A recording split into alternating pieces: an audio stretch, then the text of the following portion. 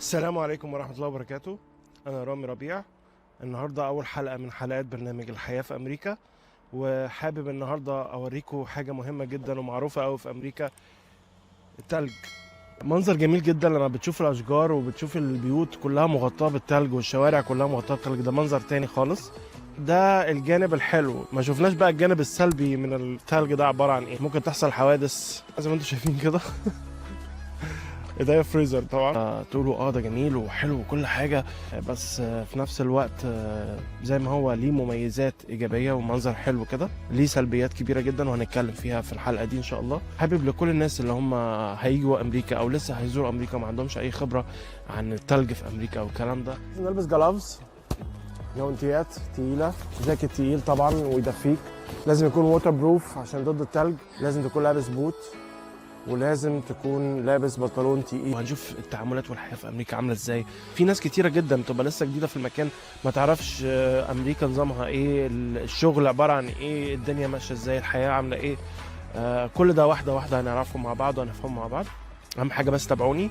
مش سهله يا جماعه. يعني انتوا فاكرين منظره حلو وكيوت وكل حاجه والله جميل وده تلج وكل حاجه، بس التلج حاجه واللي احنا فيه دلوقتي ده حاجه تانية خالص. يلا بينا نشوف.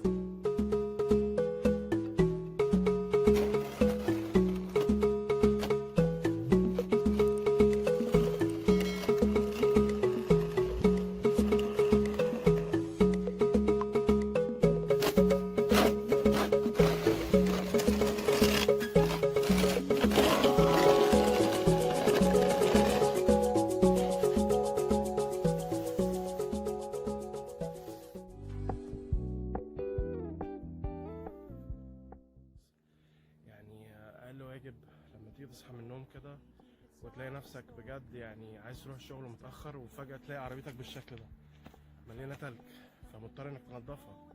تعال ننضفها مع بعض.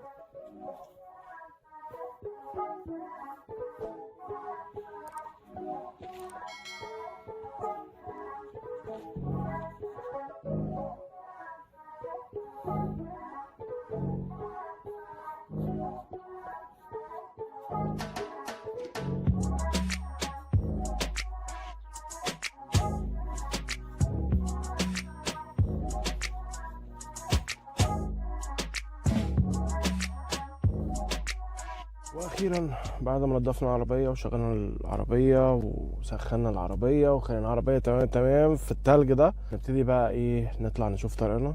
هناخد لفه حلوه جدا النهارده.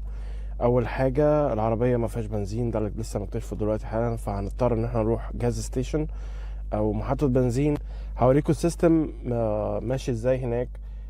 ما ينفعش ان انت تستخدم بالكاش او مفيش حد هيخدم عليك هناك زي ما موجود في مصر. يعني تلاقي حد يجي عندك ويقول لك تفاول بكام يا باشا والكلام ده. لا لا لا لا، الكلام ده مش موجود هنا خالص.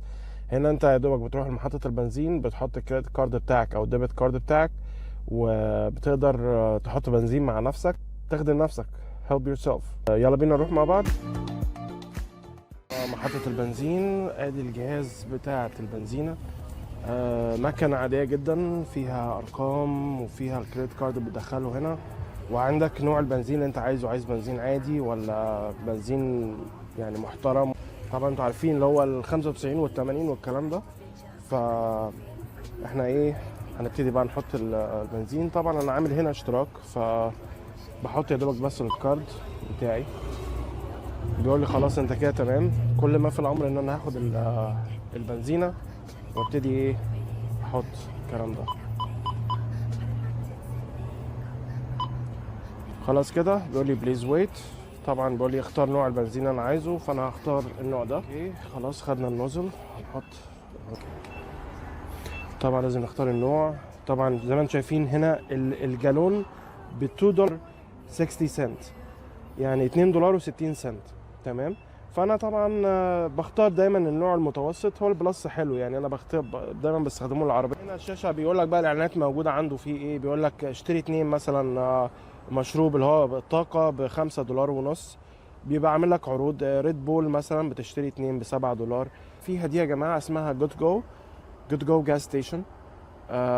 ده تعتبر من افخم الجاز ستيشن الموجوده في ولايه بنسلفانيا كده. ادي جيت جو جاز ستيشن من جوه الستور. عندك كل حاجه موجوده هنا، عندك الدونتس، عندك كافي، الكريمرز، عندك كل حاجه. الكابس اهي لو انت عايزها. في عندك سندوتشات سابس لو انت عايز تاكل اي سندوتش. لو انت بتاكل اكل صحي ممكن تاكل فروتس. في عندك جميع المشروبات هنا، نظارات، اكسسوارات، درينكس، في كل حاجه. وكمان في بقى حاجه تانية حلوه قوي موجوده في الجاز ستيشن، المطعم. في مطاعم هنا جوه اصلا بيعرض لك الاكلات اللي انت عايزها في هنا.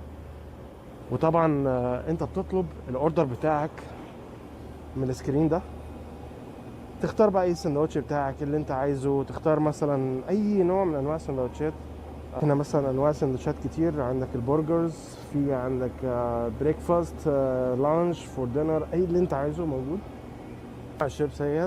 شيبسيهات.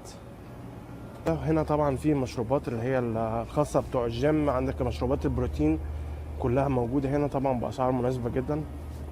عندك هنا التي، الكولد تي، الدرينكات الموجودة، مية، اي حاجة انت عايزها. الريد بول ده معشوق الريد بول بصراحة. بيبسي، كولا، دايت كوك، كل اللي انت عايزه موجود هنا. كل المشروبات موجودة في جيت جو جاز ستيشن. وعندك هنا درينكس، بتطلب الدرينك هنا بالالكتريك مش مانيوال. يعني مثلا انا بحب اشرب دايت كوك فبطلب دايت كوك، يقول لك دايت كوك كذا. عايز تقعد حاجه، عايز المشروبات دي بتتحط معاها، ومع ذلك هي بتتسجل تتحط مع المشروب بتاعك وبتدفع ثمنها عادي جدا. انواع تانية هنا مختلفه، في عندك ماونتن ديو، في عندك ايه تاني، كل انواع المشروبات اللي انت عايزها. مثلا عندك بيبسي، دايت بيبسي. كل الناس اللي بتحب المشروبات اللي هي الدرينكات الغازيه موجوده هنا في الماشينز، تقدر تاخدها زي ما انت عايز. شوف دي الاسعار، بيقول لك السعر هنا بالشاشه، سعر كذا، تستخدمها ازاي، والكابس كلها موجوده تحت. طبعا لو عايز تعمل ريفيل في اي تايم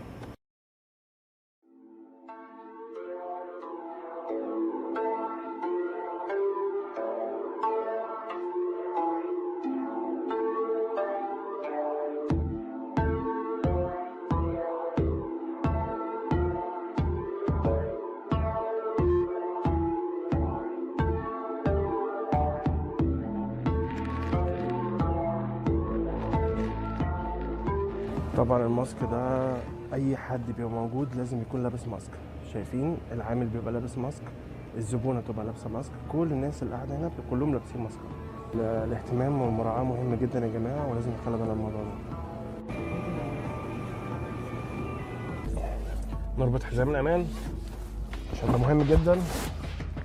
ما ينفعش تمشي بالعربيه من غير حزام الامان، ده قانون اساسي لكل الناس اللي بتسوق عربيات هنا في امريكا. لازم تخلي بالك من النقطه دي كويس. يلا بينا نطلع وهناخد لفتنا مع بعض، وان شاء الله باذن الله اتمنى الحلقه دي تعجبكم ان شاء الله.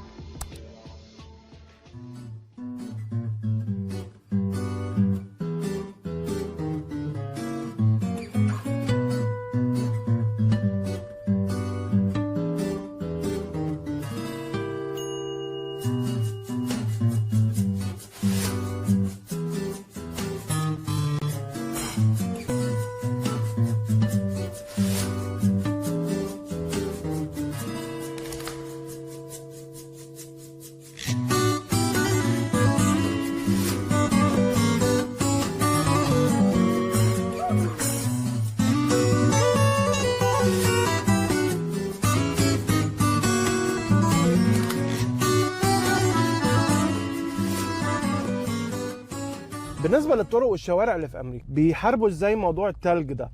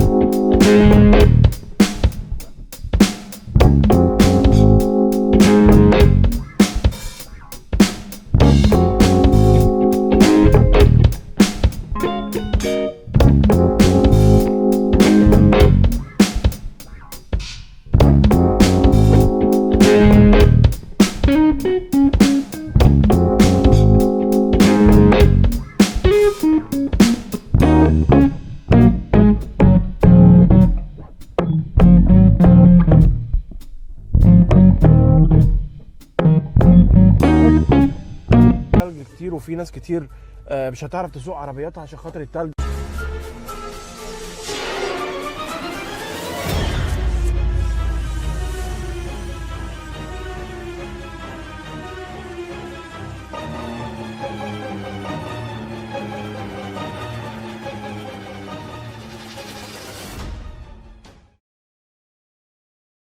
بيصرفوا ما يقلش عن $1,000,000,000 عشان خاطر يحطوا ملح في الشوارع، في كل شارع موجود في المدينة. ليه؟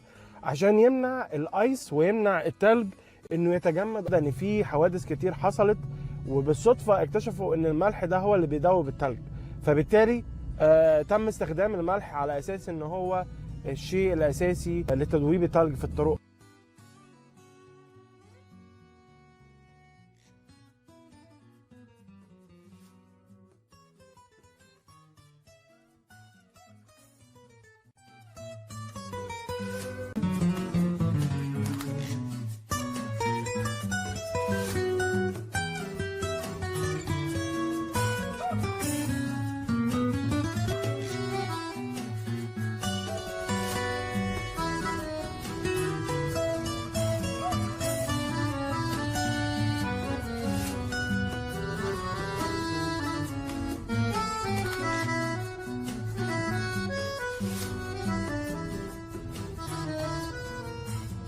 انا جبتكم في المكان ده عشان خاطر تشوفوا احلى مكان في المدينه دي.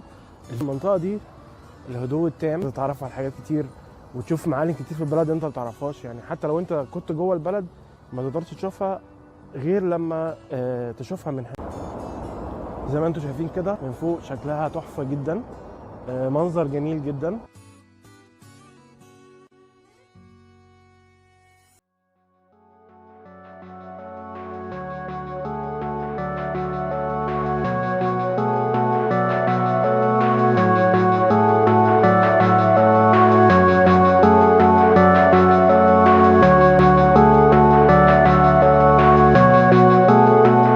ان انا البس خفيف، كنت فاكر الجو هيبقى لذيذ بس عشان احنا فوق جبل فالجو طبعا برد جدا.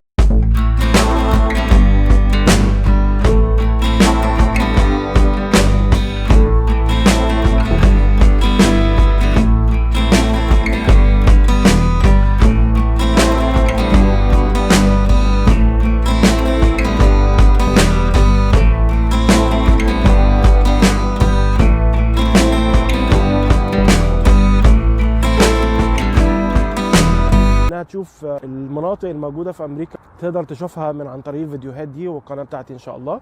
أتمنى يا جماعة تتابعوني إن شاء الله، وأتمنى أن أكون أفدتكم في الرحلة دي، وإن شاء الله بإذن الله أشوفكم المرة الجاية إن شاء الله.